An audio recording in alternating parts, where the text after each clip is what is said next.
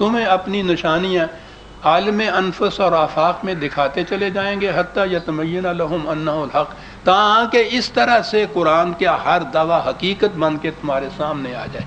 تو گویا یہ تو جوں جوں علم انسانی حقائق پر پڑے ہوئے پردوں کو اٹھاتا چلا جائے گا، ہر پردہ جو اٹھے گا اس کے پیچھے جو سامنے نظر آئے گا وہ قرآن کے کسی دعوے کی صداقت کا ثبوت بن جائے گا۔ یہ ہے قرآن کا سمجھنا متشابہات کے متعلق۔ محکمات جو ہیں اس کے متعلق یہ بات نہیں ہے۔ تو یہ متشابہات جو ہیں ان کو تمثیلات بھی کہا جاتا ہے، استعارے بھی کہا جاتا ہے، مثال کے طور پر بیان کرنا کسی چیز کو۔ تو میں نے عرض کیا یہ تو ہر زبان میں ہے، استعارہ یا مثال جسے کہتے ہیں، اس کا کیا پوچھنا ہے، وہ تو شعر ہے میاں، شعر۔ تو وہ تو سیدھی بات ہے نا کہ وہ شعر تو نہیں ہے، اگر شعر ہو تو وہ تو فوراً چڑیا گھر والے لے جائیں اس کو۔ تو وہ یعنی میں نے عام فہم الفاظ میں یہ بات کہی ہے، جس کو استعارہ یا تشبیہ کہتے ہیں یا مثال کہتے ہیں۔ علیہا 19 اب یہ اگر وہ جہنم ہے مرنے کے بعد کا، اگر تو یہ ہے مجازی معنی جس کو کہا جاتا ہے، تو اس کے معنی تو یہ بھی ہوتے ہیں کہ ایک تو یہ بات بتا دی ہم نے جو سقر کی ہے 19 اگر کہا جائے اس کے معنی، تو اس کے معنی ہے کہ 20 اس قسم کی مصیبتیں اور آئیں گی اس کے اوپر۔ اور اگر یہ اس جہنم کے متعلق ہے تو اس کے متعلق یہاں آگے جا کے خود ہی کہہ دیے ماذا اراد اللہ بہذا مثلا، یہ مثال کے طور پہ بات ہم نے کہی ہے، سچ مچ نہ یہ گننے لگ جانا ان کو کہ آپ خوروں کی تعداد کتنی ہے مسئلہ۔ تو یہ اس قسم کے جو حقائق قرآن میں آتے ہیں وہ تمثیلی انداز میں بیان ہوتے ہیں۔ ہم نہیں کہہ سکتے کہ اگر یہ اسی کے متعلق ہے تو اس 19 سے کیا مراد ہے۔ اگلے دن شاید آپ نے بھی دیکھا ہوگا طلوع اسلام میں بھی وہ نکلا تھا، ایک بہت بڑے ایک لال و جھکڑ امریکہ میں بیٹھے ہوئے ہیں کہیں سے، وہ 19 کی تعداد کے اوپر وہ قرآن میں سے ثابت کرنا شروع کیا تھا جی، بسم اللہ الرحمن الرحیم کے بھی 19 ہیں اور اس کے بھی وہ 19 ہیں اور پھر اس کے 19 ہیں۔ وہ سارے 19 والے جو تھے، یہ بہائی جو ہے نا ان کے ہاں ہے نا یہ 19 کا عدد جو ہے سب سے مبارک عدد، وہی عدد کھل کے سامنے نہیں آئے ہیں کہ بہائیت کا پرچار ہے، 19 گرانے شروع کر دیے اس قسم کے۔ تو عزیزان ایمان، یہ جتنے متشابہات ہیں ان کو متشابہات ہی سمجھنا چاہیے۔ ان سے پڑے ہوئے پردے جو ہیں وہ اٹھتے جائیں گے، علم اٹھاتا چلا جائے گا، حقائق سامنے آتے چلے جائیں گے۔ جب تک وہ نہ آئے اس وقت تک یہی سمجھنا چاہیے کہ یہ تمثیل ہے، تشبیہ ہے، استعارہ ہے۔ ماذا اراد اللہ بہذا مثلا وما جعلنا اصحاب النار الا ملائکۃ، یہ جہنم کے دروغے بھی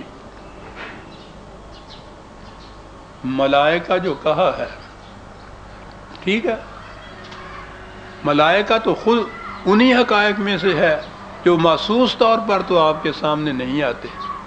فطرت کی ساری قوتوں کو قرآن نے ملائکہ کہا ہے جو انسان کے سامنے سجدہ ریز ہوتی ہیں۔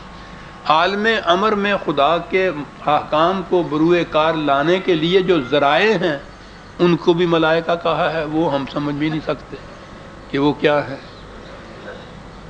لیکن بہرحال خدا کا یہ جو انتظام ہے، اس انتظام کے کوئی ذرائع جو خدا نہیں مقرر کیے ہوئے ہیں عالم امر میں، ان ملائکہ کا ان سے بھی تعلق ہوگا۔ ہم تو یہ بنیادی طور پہ تو اس کے معنی قوت کے ہی ہیں، فورس کے ہی ہیں۔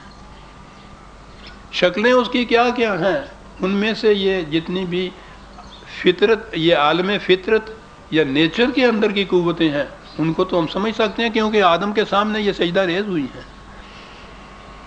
اور وہ جو عالم امر کے ہیں قوتیں، خدا کے قوانین کو بروئے کار لانے والی، ان کے متعلق ہم نہیں سمجھ سکتے۔ وہ تو قرآن کریم نے یہ جو کہا ہے کہ یہ ارض و سما جو ہے، یہ کائناتی قوتیں جو روبہ عمل ہوتی ہیں، کارگر ہوتی ہیں، وہ اس لیے ہیں کہ انسان کا کوئی عمل نتیجہ خیز ہونے سے رہ نہ جائے. ہم تو ابھی تک یہ بھی نہیں سمجھ سکتے کہ انسان کے اپنے عمل کی نتیجہ خیزی یا براری میں فطرت کی قوتوں کا کیا دخل ہے. یہ آئیں گی یہ چیزیں. قرآن کا دور ختم نہیں ہو رہا. یہ تو قیامت تک، جب تک آخری انسان اس کرۂ ارض کے اوپر ہے، یہ اس وقت تک کے لیے یہ نور و ہدایت ہے. پتہ نہیں کتنے پڑے ہوئے پردے فطرت کے ابھی اٹھنے ہیں. ہمارے اس دور کے اندر یہ آپ دیکھیے کہ کل تک جتنی چیزیں تصور اور وہم میں بھی نہیں انسان کی آ سکتی تھیں، وہ حقائق ثابتہ بن کے سامنے آ رہی ہیں. کسی کے ذہن میں بھی آ سکتا تھا کہ کوئی انسان چاند کے اوپر بھی چلا جائے گا، اور وہاں چاند کے اوپر جانے والا جو سویا ہوا ہے اس کے دل کی دھڑکن امریکہ میں سنائی دے گی. یہ ہیں وہ پڑے ہوئے پردے جن کو قرآن نے متشابہات یا استعارات کے رنگ میں بیان کیا، اور کہا کہ جب یہ پردے اٹھیں گے ان چیزوں کے اوپر تو تم دیکھو گے کہ قرآن کا ہر دعویٰ ایک حقیقت ہے. وَمَا جَعَلْنَا عِدَّتَهُمْ إِلَّا فِتْنَةً لِلَّذِينَ كَفَرُوا. کہا یہ اس قسم کی چیز جو استعارہ کی چیز ہے بیان تو کی جائے گی بہرحال تمہاری زبان میں ہی، اور جو اس کو اس زبان کے ظاہرہ معنی کے اوپر معمول کریں گے اور پھر پڑ جائیں گے بحث کرنے کے لیے کہ خدا کی عرش کی لمبائی کتنی ہے، چوڑائی کتنی ہے، فرشتے کیسے ہیں جو اٹھائے ہوئے ہیں، سب وہ پہاڑی بکرے جو ہیں جن کے سینگوں کے اوپر وہ عرش رکھا ہوا ہے، ان بکروں کا گھٹنوں تک کی پیمائش کتنی ہے. وہ کہتے ہیں جو یہ سمجھیں گے نا وہ پڑ جائیں گے اس فتنے کے اندر، اور پھر لٹھم لٹھا اس کے اوپر ہو رہے ہیں. پوچھے نہیں ایک عمر کا حصہ اسی میں ضائع ہو گیا. یہ ان کی باتیں پڑھنے کے اندر پڑھ رہے ہیں، یہاں بیٹھے ہوئے بتا رہے ہیں کہ خدا کے عرش کو جو بکرے سر پہ اٹھائے ہوئے ہیں ان کی ٹانگوں کی لمبائی کتنی ہے، بیٹھے ہوئے بات کر رہے ہیں.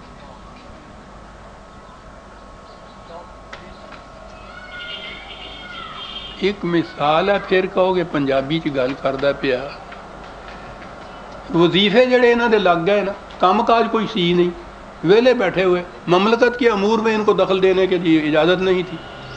اب جب بیکار آدمی کو کھانے کو اس طرح سے مل جائے اور ملے اس طرح سے کہ یہ علماء حضرات ہیں تو انہوں نے اپنی علمائیت کو برقرار رکھنا تھا نا.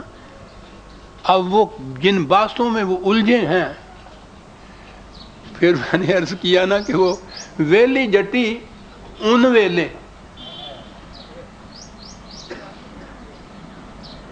یعنی وہ کپاس کا تو بیلنا تھا. اب تو ہمارے ہاں وہ بیلنا چھوٹا سا ہوتا ہی نہیں، وہ مشینیں لگ گئی ہیں. وہ چھوٹا سا بیلنا تھا، کام کاج کرنے کے بعد سوانی جڑی سی، آپ کہو گے سوانی کی ہوندی ہے، میری بیٹی کہے گی وہ پھر بہ جاندیاں ہیگیاں سن دھوپے. اون کپاس وہ چھوٹا سا بیلنا ہوتا تھا، اس میں سے وہ روئی جو تھی وہ نکل کے آگے چلی جاتی تھی. بنولے اس کے، اب پھر میں بنولے ہی کہوں گا، بڑے میں کیا ہے تجھی کہو گے پھر خبرہ کی کہا گیا ہے. وہ ایک طرف ہو جاتے تھے تو اس کپاس میں سے بنولے الگ کر کے روئی الگ کرنی، یہ کام ہوتا تھا بیلنے کا. اب وہ کہہ رہا ہے کہ ویلی جٹی جسے کام کو آج کچھ اور نہیں تھا تو کیا کرے، وہ اون کو بیلنے لگ گئی. اے ہزار ورے ساڑیاں یہ ویلیاں جٹیاں ان ویلدیاں رہیاں. 100 جلدیں تفسیر کی. کیا تھا اس میں؟ عرش کے پائے ماپے ہوئے لگے ہوئے، جنت کے آبوں کی تعداد ماپ رہے ہیں لگے ہوئے، فرشتوں کے پر ماپ رہے ہیں لگے ہوئے. ایسا ویلی جٹی جو سی تے کرے کی پھر